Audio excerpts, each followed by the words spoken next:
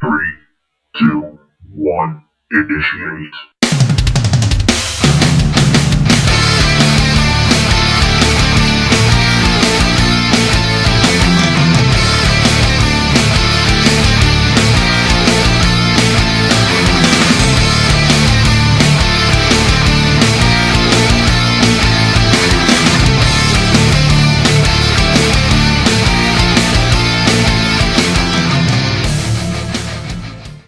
Hello there everybody and welcome back to Enter the Wolf Time. Firstly, I'd just like to start off by thanking Terrain Noob for his mention on Channel Champs. I am the champion. Yeah, that helped me out a lot. Got a few subscribers and I've hit over 100. Not 100. I've now hit over 5. No! I'm excited. That's why I can't get my words out. I've now hit over 450 subscribers, which is absolutely immense. I think I'm on 451, 452, something like that at the moment. And I would just like to say, thank you to everybody that has subscribed, that has seen me. I've been mentioned on other people's channels, who've come across me randomly while searching for things in the old YouTube. I would like to extend my deepest thanks for all you guys. And I know 450 doesn't seem like a lot of subscribers. However, I bet if I put every single one of you guys out there in a room together, and I stood in front of you, it would be, wow. Oh my god, that's a lot of people. Doesn't sound like much on YouTube, but if I put you all in a room, hell fucking yeah, it'd be a lot of people. So yeah, anyway, thanks again, Terrain Noob, for that. Much appreciated. Okie dokie, well, it's time for the Commisar Yarric Fun Fact. And today's Commisar Yarric Fun Fact comes from Bean of Doom. Oh, Jesus Christ. No, not that Bean of Doom, guys. Bean of Doom 42. Here's the real clip. Commisar Yarric Fun Fact. If you are anything less than a space marine and Commisar Yarric says hello to you, you will void your bowels. Oh, I did love that clip. That was absolutely brilliant. Made me lol out loud. Lol out loud? Laugh out loud? Oh, Christ almighty. My head's not with it today. You just wake up and you feel like the entire universe is against you. That is one of those days today. First this bastard camera won't start up, then I can't have a fucking shave because I need to charge my shaver up. Computer gets some horrible malware infection, so I can't do shit with it. Just everything is going wrong today. I'm probably going to go out for a drive later and crash my bloody car. Touch wood. Oh my god, touch wood. Touch wood, touch wood. I don't crash my car. Okay guys, anyway, so let's see what I've been up to. Okie dokie guys, well I've not been up to very much the past week. I've had lots of busy stuff, lots of stuff to be getting on with. One thing I have done is I have very nearly finished Brother Tears' conversion. It's been a goddamn long time coming. You remember this guy, the all-magnetised guy? Well, I finally found a suitable thunder hammer for him. So I'll take that arm off. Not a thunder hammer, a storm shield. Well, I didn't find one, I actually made it out of bits. So yeah, there it is. How freaking badass does that look? I like the wing theme that I've done with it. Carries it on nicely. He's going for a Flesh Tearers chapter now. The project has been changed again. So I've tried to do the little buzzsaw blade or spiky ring there with the teardrop on it. Added some wings, just to link it more into Blood Angels. Pretty cool. Changed this. I've forgotten what the guy, whoever said it in the comments, what it's called. Shoulder plate, we'll call it for now. Changed that to like a small plastic one because he wanted to paint the actual logo on it. But yeah, pretty decent. This is pretty much ready to go now. Brother Tears. Is it Brother? Yeah, it is Brother Tears' conversion. People have been emailing left, right and centre recently and I've lost track. Oh yeah, I've also added some supports for these dual lightning blades. So yeah, get in touch with me. Let me know if you want anything else done. Other than that, we can call it finished and call it quits and discuss payment. Also, I've given you a blank shield because when we were discussing, I misread the email and I thought he said that he wanted a blank shield, so I did a blank shield, and this was a right ball ache to do because I had to file down most of the graphic, and it was a Dark Angel shield, this was. So I had to file it down, and I was like, right, okay, yeah, I've filed it down, but it's still really, really rough. And I found a very good way of, if you got like loads of rough edges and stuff, smoothing it down. Basically, if you got lots of rough edges from filing, because I use two types of files, I use a really, really coarse file, and then I use the fine one, but the fine one just didn't cut it still. Had loads of fringing and stuff, so literally I got my Zippo, sparked it up. Oh, what a fail. So this is what I mean. The universe is against me today. There we go. Literally got my Zippo, got the piece, and just swiped across it a few times, and the heat was enough to melt the little bits of plastic and smooth it down. So yeah, so you've actually got two types of storm shield there, Brother Tears. So when you send it off to get painted, you can get the logo painted on there, and you've also got a fantastically funky, groovy looking winged shield there as well. So yeah, that is pretty much the only miniature work I've done this week. However, I do have a surprise for you guys. I decided to make a new terrain piece for Inquisitor, and I think I've got a clip that I did the other day, so I shall roll that clip now for you. Okie dokie guys, at the moment I am in the process of making some Inquisitor terrain. And in my job I work in an electrical store, and there is no shortage of polystyrene. So normally I go rooting round in the bins like some kind of starving raccoon. I find interesting bits of polystyrene. Like today, I found this bit here. Now it's actually, I can't even get it all in frame, it's that big. So I'm going to have to move the camera back. Yeah. To most, a normal piece of microwave packaging. To me, I see Inquisitor terrain. Let me just jack the camera up a little bit. Okay, as you can see here, it's perfect for some kind of base, or I was thinking personally, a missile silo. You've got, well, I'm going to plan on hacking open an entranceway here. Obviously down here is going to be inlaid, maybe like some kind of mechanical doors kind of thing. You've got loads of cool little bits here. These bits will probably like file away and pull off. And then here we've got some extra little rooms which could be quite good. But anyway, I'm going to get on and add some bits to it. 40kify, Inquisitorfied up a little bit. And yeah, I will show you in a second. But in a second, this is going to be a time jump episode where I go, right, I'm filming this today, this tomorrow, because I got to allow for drying time and whatnot. Anyway, watch the next clip. Okay guys, the next stage after you locate your piece of polystyrene is to put some worky bits on it. Now, they can literally be anything. You can glue random crap together, stick it on, whatever, it doesn't matter, as long as it just gives it something else to look at rather than just a piece of polystyrene, as you can see here. What I decided to do, I decided to hack through the front of it using this razor saw, which worked really nicely. But what I like to do with my doors when I'm playing, I like to leave them open. As you can see, my Inquisitor here, he's armless at the moment. He can actually full on fit through that with both his swords, so it's actually wide enough. I like to use the polystyrene cement. I use this Humbrol glue on the entrance because it looks like it's been like blasted open like a melter or something like that, and it looks really nice when it's painted up. As you can see, change the floor. I actually got a piece of, I think it's a piece of chipboard, and I etched into it like a blast door kind of thing. So this could either be like a missile silo or an entrance like it's a hidden bunker. Over here we've got the panel off a Land Raider. Just to add a bit more workiness, like maybe that's like the generator that runs the facility. You got some random stuff on the walls there.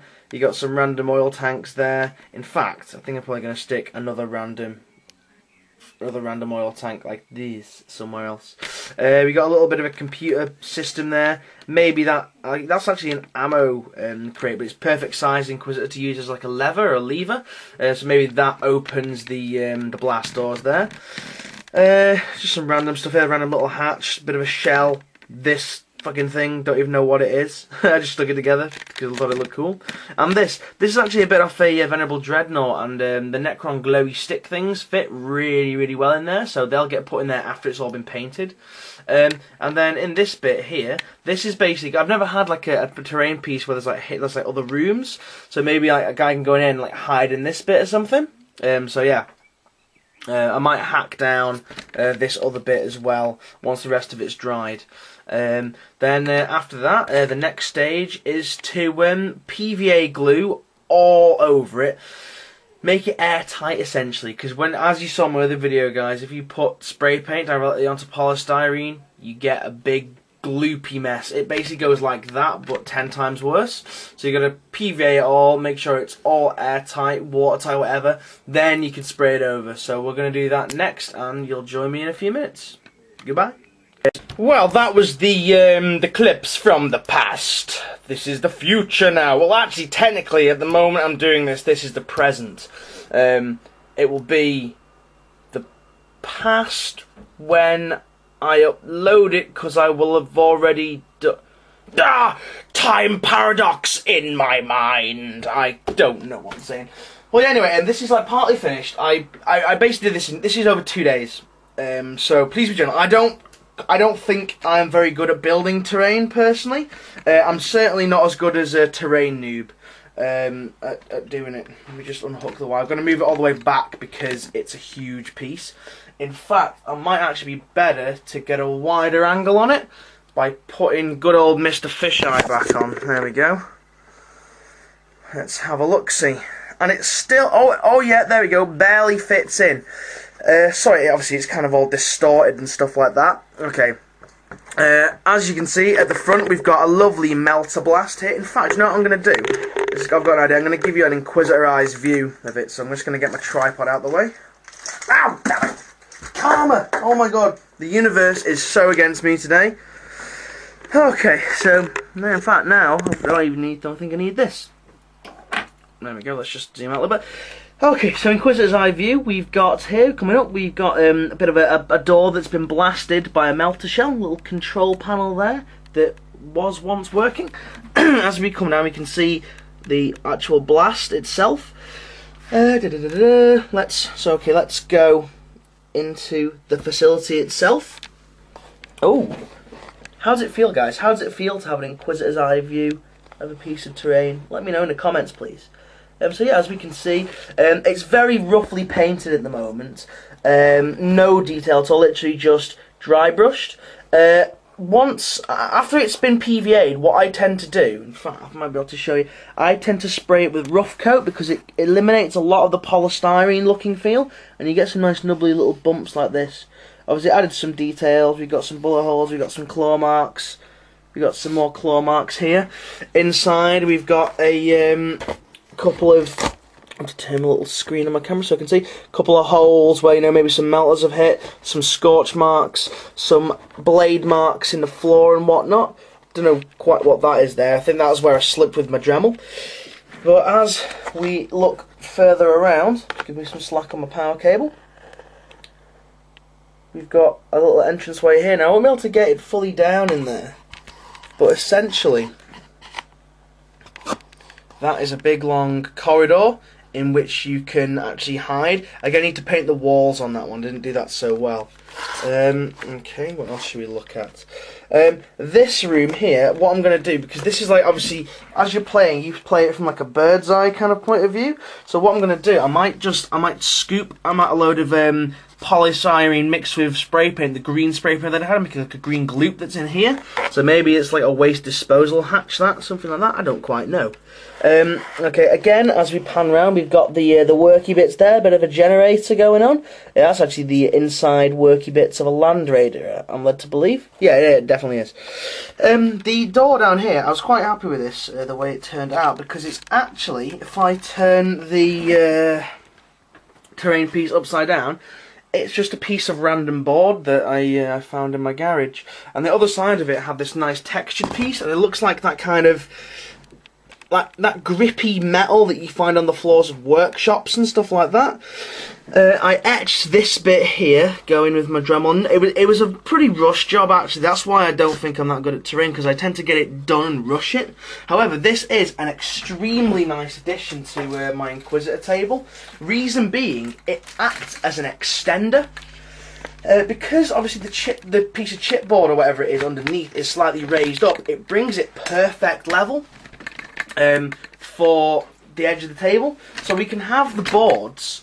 I don't have time to show you. I've got to shoot out in a second.